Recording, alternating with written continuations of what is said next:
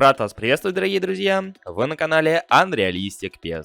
Наш путь ко второму сезону в eFootball 2022 потихоньку начинается. И начинается он с очередного обновления, которое вышло сегодня. И в рамках данного ролика предлагаю обсудить весь найденный контент после обновления до версии 1.1.0.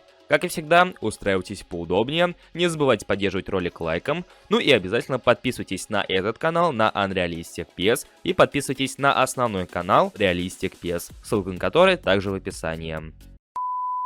Сегодня, в понедельник, обновление стало официально доступным для всех платформ. Что удивляет, Konami выпустили обновление для игры не в четверг, как оно обычно происходит, а в понедельник. Но это обусловлено тем, что в этот же четверг закончатся технические работы, и, так сказать, онлайн станет доступен для всех желающих. На данный же момент нам доступна только оффлайн составляющая проекта, которая на самом деле себя ничего толкового не представляет. Что же касается размера данного обновления, то здесь информация разнится, поскольку у каждого игрока свой размер обновления. Но если обобщать, то на PlayStation 4 это 41 гигабайт, на PlayStation 5 это 5 гигабайт, Xbox One 20 гигабайт, Xbox Series X 20 гигабайт и ПК 8 гигабайт. У некоторых может справедливо возникнуть вопрос, а что они такого добавили, что размер обновления содержит столько гигабайт? Но из-за того, что онлайн на данный момент недоступен, проводятся технические работы, я более чем уверен, половина контента, которого добавили в игру, она банально недоступна.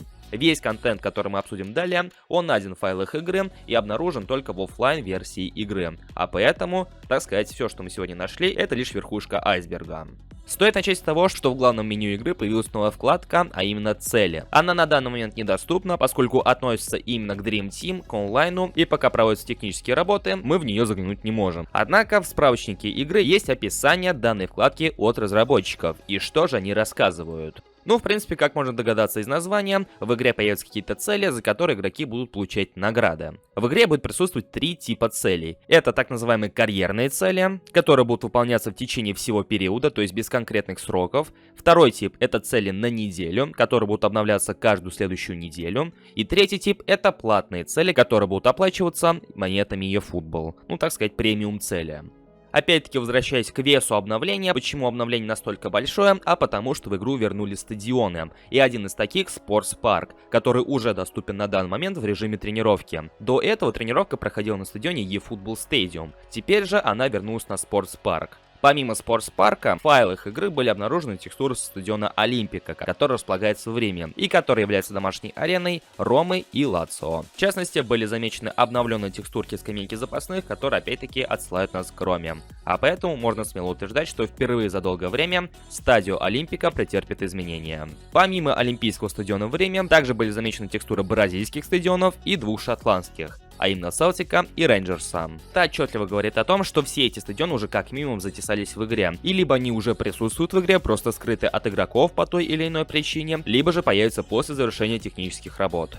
Ну и, конечно же, куда без новых карточек после очередного обновления. Таким образом, в файлах игры засветились 7 новых легенд, а именно Кларенс Зейдорф, Давид Вилья, Петер Шмейхель, Мартин Демичелис, Неймар Джуниор и Лионель Месси. Версия Месси представлена из сезона 18-19, в то время как версия Неймара сказать трудно, то ли 19-20, то ли 20-21, но явно не из прошедшего сезона 21-22.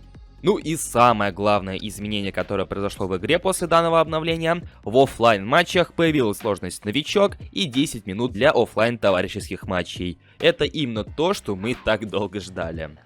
Ну а если быть серьезным, то я ознакомился с геймплеем после данного обновления, и как по мне, он стал даже лучше, чем раньше. То есть, не поймите меня неправильно, глобальных изменений особо-то не произошло, но чувствуется он теперь немного по-другому.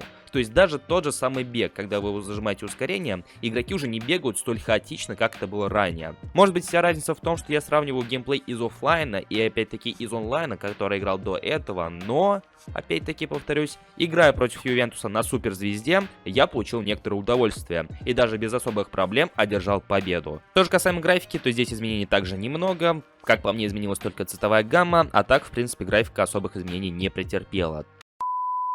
И на сегодня это все. Повторюсь, что из всего размера обновления это лишь верхушка айсберга. И сам айсберг, я более чем уверен, нам станет доступен в четверг, когда закончится оперативное обновление и выйдет мобильная версия игры. Так что остаемся на связи, поэтому подписывайтесь на этот второй канал, пока первый недоступен. Ну и на него тоже подписывайтесь, если не подписаны. Обязательно вступайте в нашу группу ВКонтакте и Телеграм-канал, ссылки на которые присутствуют в описании. Все новости там появились намного раньше, чем на этом канале. Не забывайте поддерживать видео лайками, чтобы помочь ему с продвижением от YouTube. Я всех благодарю за просмотр, всем удачи, дорогие друзья, и до скорых встреч!